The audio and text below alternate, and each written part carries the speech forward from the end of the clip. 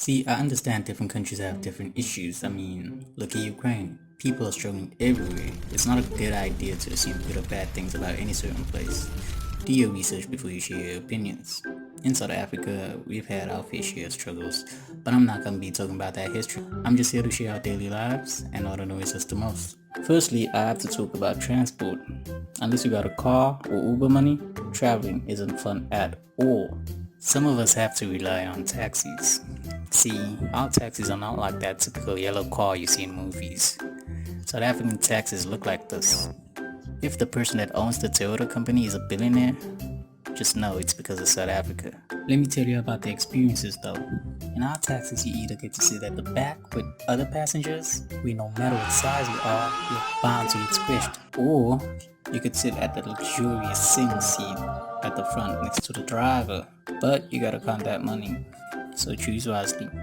The next thing on the agenda is the crime. Oh man, the crime here.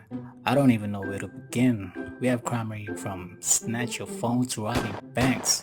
But I don't want to talk about that crime here. I'm here to talk about that tech crime, the hackers, man. These guys can create remotes that could block your car keys from locking your door, bro. You think you locked your car? Guess again, bro, your car is gone. There was this one guy that worked at the bank. I'm not sure if he hacked or what, but he was able to get into people's account and take a tiny bit of money from a lot of people. And it didn't even matter that much to them because it was like 2 or 3 rands, bro. You won't get notified when that little is taken out of your account. This went on until he had almost 8 million rands in his account. That's a lot. But he was arrested for that, so poor planning, I guess. I'll share more about that in another video, so hit that sub.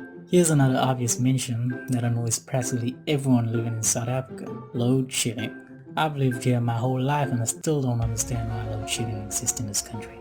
I mean, we're not asking for much, we just want fast internet and full on electricity. I don't know why these companies gotta do us like this. I would go into detail, but I don't want to ruin the surprise for the tourists. I'm just messing with y'all. I'll tell you about it in another video, so see you soon.